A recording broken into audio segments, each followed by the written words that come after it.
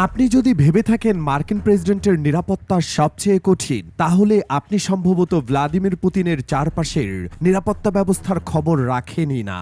কারণ রাশিয়ার president Putin কোনো সাধারণ রাষ্ট্রপ্রধান না। তার আশপাশে এমন এক নিরাপত্তা বলয় তৈরি করা হয় যা দেখতে অনেকটা হলিউড সিনেমার মতো লাগে।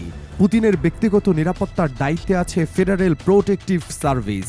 এই সংস্থার কাজই হলো রাষ্ট্রপ্রধানকে ঘিরে একটা অদৃশ্য দেয়াল তৈরি করে রাখা। এফএসও এর সদস্য সংখ্যা কত তা গোপন, কিন্তু ধারণা করা হয় এদের সদস্য সংখ্যা ৫,০০০-এর বেশি। এদের মধ্যে মাত্র কয়েকজন সরাসরি পুতিনের আশেপাশে থাকেন, বাকিরা এমন এমন জায়গায় থাকেন যা কেউ ধরতেই পারে না। আপনি যদি ভাবেন তারা শুধু পিস্তল আর ওয়াকিটকি নিয়ে ঘোরে, তাহলে আপনি ভুল। পুতিনের বডিগার্ডদের কাছে থাকে আধুনিক স্নাইপার রাইফেল, বিশেষ ধরনের ব্রিফকেস যা দিয়ে গুলি করা যায়, নন মেটালিক অস্ত্র এবং বিশেষ ধরনের জ্যামিং ডিভাইস যা কাছাকাছি সব ড্রোন, ফোন বা ইলেকট্রনিক ডিভাইস বন্ধ করে দিতে পারে। এছাড়াও তাদের কাছে থাকে রিমোট বোমা detector, pressure sensor, explosive scanner, এমনকি কিছু বডিগার্ডের চোখের চশমায় থাকে ছোট ছোট ক্যামেরা যা সরাসরি লাইভ ভিডিও পাঠায় পুতিনের নিরাপত্তা হেডকোয়ার্টারে। পুতিন কোথাও গেলে তার ৫ থেকে ৭ দিন আগে পুরো এলাকা এফএসও এবং স্পেশাল ইউনিট দিয়ে স্ক্যান করা হয়। হোটেল বা ভবনের ছাদ, বেসমেন্ট, দেয়াল সবকিছুই একাধিকবার স্ক্যান করা হয়। আর সবচেয়ে অবাক করা ব্যাপার হলো পুতিন কোন রোড দিয়ে যাবেন তা আগে থেকে কেউই জানেন না। তার নিরাপত্তার জন্য একসাথে ৩ থেকে ৪টি আলাদা একই মডেলের গাড়ি ছাড়া হয়, যার মধ্যে কোনটাতে পুতিন বসে আছেন তা কেউই জানেন না।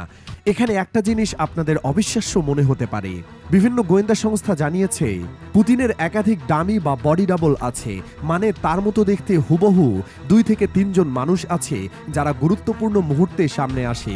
পুতিন নিজেও একবার স্বীকার করেছিলেন একসময় বডি ডাবল ব্যবহার করার কথা ভাবা হয়েছিল, এমনকি কয়েকবার ব্যবহারও করা হয়েছে। পুতিন যেটা খাচ্ছেন সেটা তাকে দেওয়ার আগে ৩ বার টেস্ট করা হয়।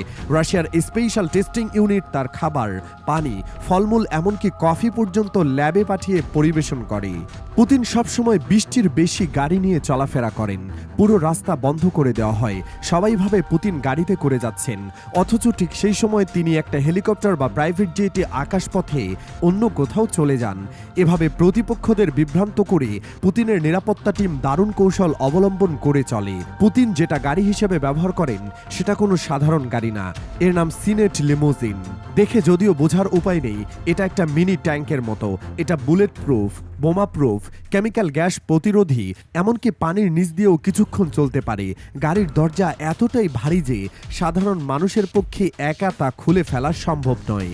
পুতিন একটা বিশেষ প্লেন ব্যবহার করেন। এই প্লেন বুলেট প্রুফ, এমনকি ব্যালিস্টিক মিসাইল প্রুফ।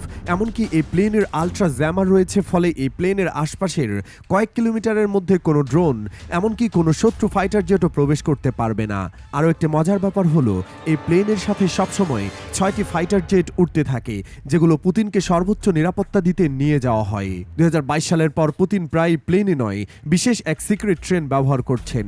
ট্রেনটা দেখতে একেবারে সাধারণ রাশিয়ান রেলওয়ের মতোই, কিন্তু ভেতরে ঢুকলেই আপনার চোখ কপালে উঠে যাবে।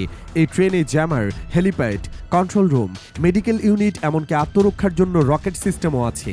কেউ যদি পুতিনের কাছাকাছি যেতে চায়, হোক সে রাজনীতিবিদ, বিজ্ঞানী, সাংবাদিক কিংবা রাশিয়ার নাগরিক, তবে তার ব্যাকগ্রাউন্ড চেক করা হয়। কেউ যদি কোনোদিন ফেসবুক বা সোশ্যাল মিডিয়ায় পুতিন বিরোধী কিছু লিখে থাকে, even if it's 10 years ago, তাকে অনুমতি দেওয়া হয় না। কখনো কখনো এফবিআই ক্লিয়ারেন্স না দিলে অনেক দেশের মন্ত্রী, এমনকি রাষ্ট্রপ্রধানরাও তার সাথে দেখা করতে পারে না। অনেকেই বলেন পুতিন এসব করেন কারণ তিনি সবসময় নিরাপদে থাকতে চান।